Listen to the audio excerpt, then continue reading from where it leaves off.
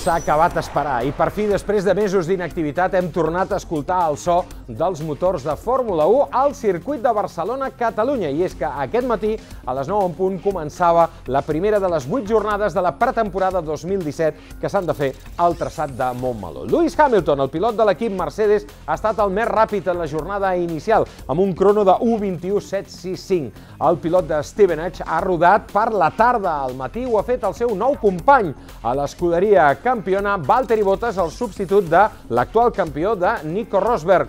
El finlandès ha fet un total de 79 voltes. Això vol dir que entre els dos han fet ni més ni menys que 152 voltes en aquesta primera jornada. 708 quilòmetres lliures de qualsevol problema, on Hamilton ha rebentat absolutament el cronòmetre. I atenció, ha quedat en aquesta primera posició amb només una dècima de diferència sobre Sebastian Vettel. El resultat, l'actuació del pilot de Ferrari, encoratja enormement els seguidors de l'escuderia de Maranello. I és que Vettel ha tingut un dia lliure de problemes, ha fet un total de 127 voltes, 24 més que el tercer classificat, que ha estat Felipe Massa, el recuperat. Felipe Massa, que amb aquest Williams ha quedat a la tercera posició després de completar 479 quilòmetres en aquesta jornada inaugural.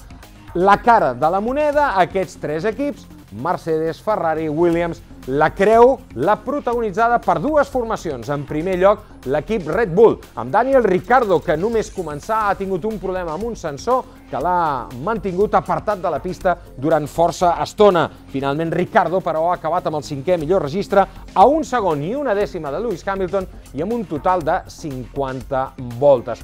I problemes també pel pilot espanyol Fernando Alonso, quan passaven 7 minuts a les 9 en punt del matí. Sortia a la pista, però tornava immediatament amb un problema, una fuita d'oli al seu McLaren. Els responsables tècnics de l'escuderia de Woking han hagut de substituir la unitat de potència i Fernando Alonso no ha tornat a la pista ja fins passada la pausa de migdia, de 1 a 2 per la tarda. Alonso ha pogut rodar un total de 29 voltes, només 135 quilòmetres en un dia que s'ha dedicat a entendre, sobretot, el rendiment, el comportament del seu McLaren, el nou MC32, que és com es coneix ara el cotxe, que enguany té aquesta decoració diferent, de color taronja. L'altre pilot espanyol, Carlos Sainz, ha quedat situat a la 8a posició. A 2 segons i 7 dècimes de Lewis Hamilton, ha fet 51 voltes, 237 quilòmetres. Problemes també a la unitat de potència Renault del Toro Rosso en començar la jornada. Després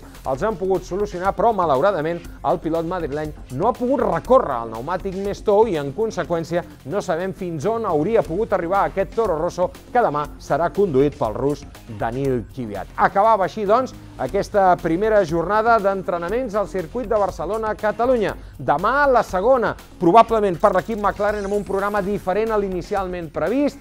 Havia de rodar només Stoffel Vandoorne, potser també demà ho faci Fernando Alonso per intentar recuperar el temps que ha perdut avui. No deixis que t'ho expliquin. Nosaltres estarem aquí per donar-te tots els detalls, però si vols un consell, vés al circuit de Barcelona-Catalunya i vés a viure-ho de primera mà.